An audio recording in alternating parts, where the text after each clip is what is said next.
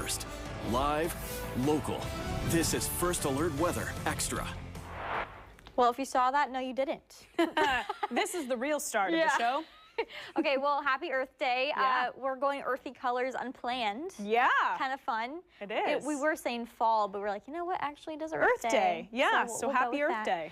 Okay, well, welcome to First Alert Weather Extra, our 7 o'clock weather show. We basically just get to do a deep dive into the forecast and go a little deeper than we can in a normal newscast. So we appreciate you joining us, joined by Camila here. Yes. So good evening. Good evening. Yeah, so let's dive into it. And by the way, if you're here and you're wondering why we're having an extra show on a Wednesday, it's because we're going to do our podcast tomorrow. So hopefully you can listen to that. We'll probably be doing that live on Facebook. So lots of Earth Day things we'll talk about today, more so specific to Portland and climate stuff. So we'll dive in deeper there.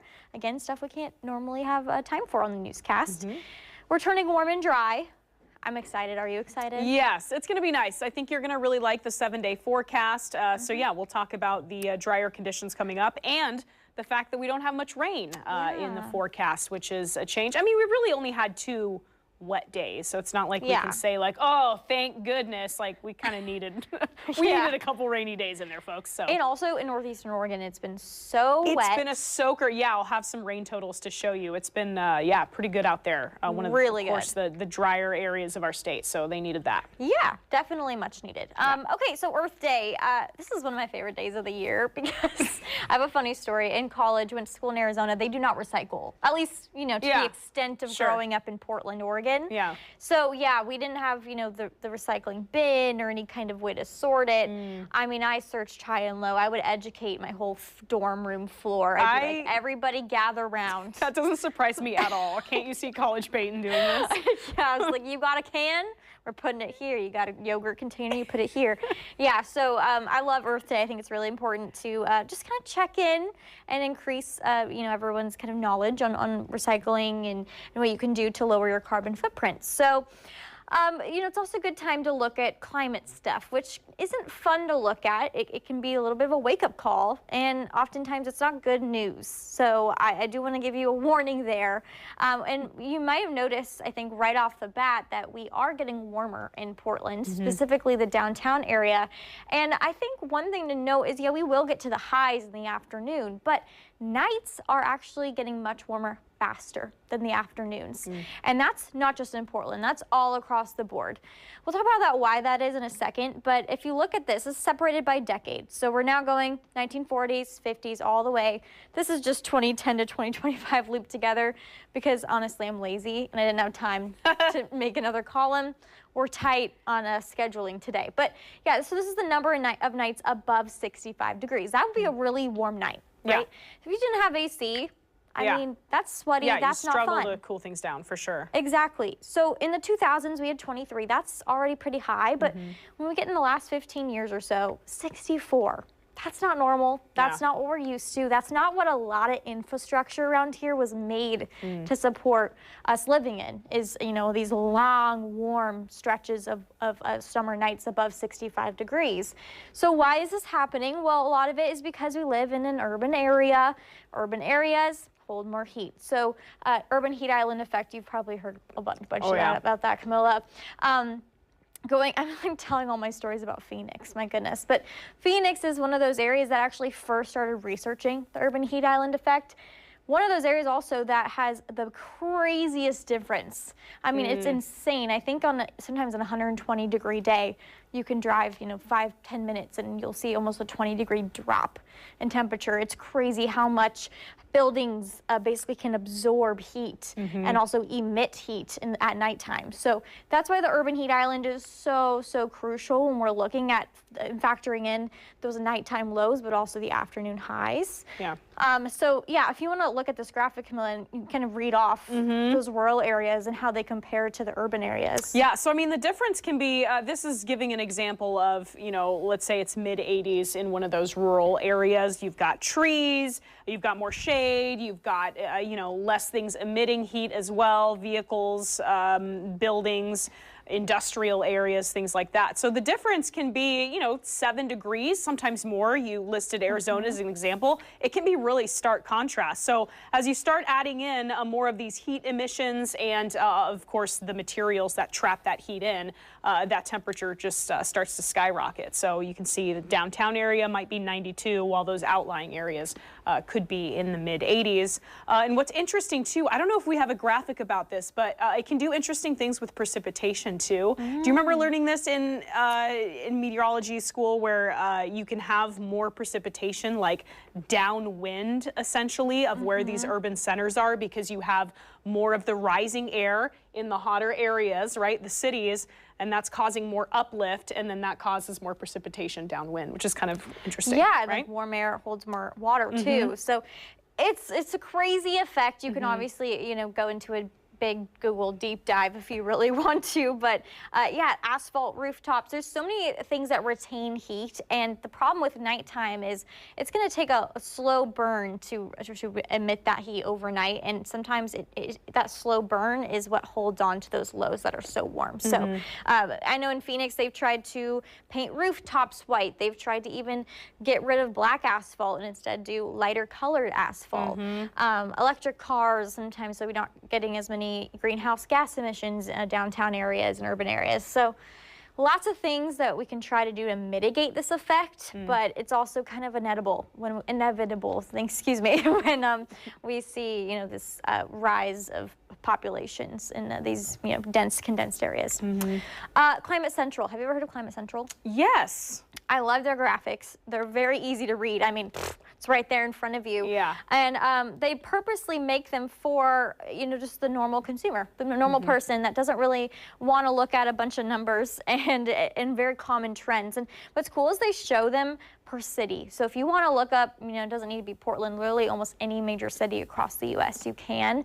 And what the number of days, you know, maybe more hot summer days. This is actually showing the annual summer days above the climatological normal in the summer. So 25 more warm days than 1970. What's important about 1970? Well, at least today specifically, 1970 was the first Earth Day. So we can say... I didn't know that. Yeah, so in 1970, you can say, you know, since the first year that we had Earth Day, it's been significantly warmer. Summer warming, also average temperature, there you go, 3.7 degrees. If I showed you Vegas, Phoenix, Alaska, I mean, any of those states, very, very warm, especially if we look at the fall warming in the Northeast. Very, very warm. So, yeah, it's fun to just mess around because, again, it's so accessible. It's so easy to read. Great resource. That's cool that you can just plug in whatever location you want. Great data there. Okay, afternoons. This is something, someone who grew up here and the 100-degree days, it's been a journey, truly. You know, obviously, I don't know any of this data down here. We need Mark for that. Oh my, as she points to the 1930s. So rude. I hope Mark's watching. You know, he called me out for being short the other day, like 3 times in one First Weather Extra show. So we needed to stab him back. This was just a little... Yeah. Little jab back. Yeah, we'll send this clip to him.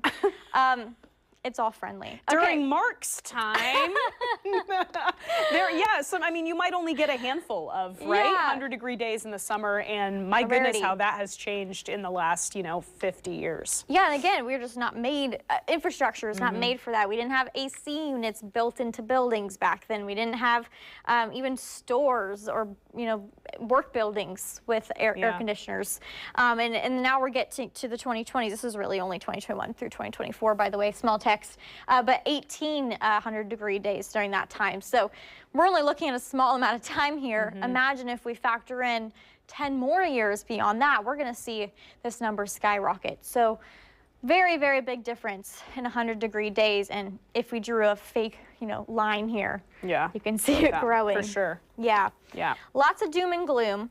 And there's a lot more we could talk about when it comes to heat. But I will say it's not all bad. You have to look at climate with a very big lens here. We can't just have one 80-degree day in late February, early March and say, oh my gosh, the world's ending and climate is changing. Sure, we can contribute that in data, but I want to emphasize that that one event is not going to be the end-all be-all. we need to look at climate as a long-term trend. So weather is different than climate. I always talk about that in my school visits. Oh, yeah. Teach them young. Yeah, Teach that's them right. young. Yeah. Rain so far this year, we'll talk about these numbers. Oh, that's changed a lot since 2 days ago. A ton. Wow. Okay, that's good stuff. We'll get to that later. I want to emphasize the rain shadow effect. You know, of course, when we get to the Cascades, gets drier on this side. Drought, we mentioned this yesterday in First Alert Weather Extra. Not great. Yeah. But this can update tomorrow when we get the updated total, especially with Pendleton. I'd love to see this orange go away. I know. Right? Yeah, all of that heavy rain today. And was it yesterday too? I didn't look at the rain maps too. Similar kind of. I wouldn't say it was as much as today. Today was the big rainmaker. Okay, but pinpointed right where we needed it too. So here's the problem. We're not going to probably see this orange go away till next Thursday because I think Tuesday evenings are when the data for the drought monitor goes into the USDA. And then they release it on Thursday mornings. I see. So there's a little bit of a lag. Little lag. Okay. So when you go Thursday and you're like, finally, gonna get the updated drought monitor, maybe wait a week. Then you'll see the updated benefits from the rain today. Level 2 drought, basically that's what the orange is. It's severe. That's when we start to get concerned with wildfire season. So whenever you see these monitors, they come out again every Thursday, once a week. These are short-term maps. There is a difference between the short-term monitor and the long-term monitor. I encourage you to look at the long-term monitor. That is more, we're talking, you know, water table issues. We're talking reservoirs, you know, those long-term things that we're looking at maybe in the Rockies, like Denver's having to cut off and limit water usage. So this is more of a, hey, it'd be great if we could get rain. And if we don't get rain over a steady period of a long time, then yeah, it's going to be an issue long term. But yeah, it's kind of an area that we're like, hey, this is an area that we're going to be watching for a wildfire prone region in the coming months. So yeah, I always like to emphasize that because yeah. Okay, important distinction. Gardening outlook. I'm going to pass to Camila here in a second, but I was joking with Mark the other day. Yeah. This graphic was from 2 graphic packages ago. Oh, really? Ooh, Yeah. Needed some updating. It really needed some juging up. Next 10 days, basically, we're mostly warm and dry with some very weak shower chances and no sign of frost. So I think it's a good time to get your garden going. Do it for me, if anything else, 'cause I can't. I tried, my plant's already dead, so it's not looking good. Significant storms, not seeing anything through the end of April, but again, Camila will touch on that. And yeah, probably less than a half inch of rain for the rest of April. Not much going on. I have to say, I did the plants that I put in my yard last summer, still alive. Really? They made it, so yeah, that I impressive. physically planted in the ground, which is a big deal for me because I'm more of an indoor plant girl. Yeah. So I'm pretty proud that they're out there still kicking. And that's a good thing to do for Earth Day. We were talking a little bit about, you know, sustainability, things you can do. And there's going to be so many things out there on social media today anyway. But yeah. Planting, helping the pollinators, exactly. Always a good thing. Huge. All right, so let's talk about the forecast. I'm going to walk over here to our other monitor here so you can see. I think I'll have a little time lapse, maybe. Weather 2, there it is. Drippy today. This is from our Rivermark Community Credit Union camera. So just kind of a gray, drippy day, second one in a row. Temperatures were cooler. Things dried out, though, in the afternoon. Wow, that was kind of a strobing effect with all the clouds. Sorry about that. Seizure warning. Just should have put a disclaimer. But pulling up our radar again, this is going to change. This is right now. We're recording this around 7:15. Not much left, so we're expecting to continue to dry out in the Portland metro area. Here's a look at rainfall totals the last 10 days. So, I mean, pretty fruitful the last couple of days, Peyton. Almost 3/4 of an inch. Models were spitting out lighter totals. At least, I mean, I have Mondays and Tuesdays off, so I was looking over the weekend, but, right? Correct me if I'm wrong, less than that is what I was seeing. So a little bit wetter than we were expecting. That means we're closer to average for April, 2 3/4 of an inch. So rainfall totals so far today, Kelso picking up almost a half inch, Portland 4/10 of an inch, and then less as you head south down I-5, just a couple hundredths of an inch there in Eugene. Look at Meacham. Am I saying that right, Peyton? I think so. I actually last minute added that to this graphic. I full transparency here, had to look that up because we have some interesting pronunciations here in the Pacific Northwest. But I think that's how you say it. 2+ inches. Impressive. Incredible. Yeah, amazing. But not much through kind of the central gorge there, with the Dalles only picking up 0.07 of an inch. All right, so wind gusts was the other weather story today. Thank you, Payton, for putting this together. Some peak gusts approaching 60 miles per hour there around Pendleton. East of the Dalles here, LePage Park, almost 50 miles per hour. So wind advisory there should expire 11 p.m. Tonight. We're recording this again on Wednesday. Temperatures in Portland the last couple of weeks, a little bit of whiplash here. I mean, this has kind of happened a couple times. We went from the 70s, dropped to the 50s, went up to the 70s, dropped to the 50s It's a roller coaster. It really has been a roller coaster ride. So we're going to see things coming back up, but I think more gradually over the next 7 days. So here's a look at that 7-day forecast. We don't see anything in the mid 70s, but we see some low 70s here and there, some upper 60s. No rain icons here, as you can see. We might be tweaking, right, as we move through time here. But afternoon, evening shower chance Monday, maybe into Tuesday morning. That's kind of our best chance, but not a great one. We're thinking maybe 30% chance there. Otherwise, lots of mild weather. So here's what's going on with our jet stream graphic. You can see there's this big low pressure system just kind of sitting over Canada. And so we're not getting any of the super wet weather, right? We're way on the outskirts here, but still that jet stream is kind of diving into northern California. So we don't see any ridges of high pressure that are moving in. They're kind of staying out over the ocean. So very wet and cool here. We're just kind of mild combination of clouds and sunshine, maybe a sprinkle from time to time.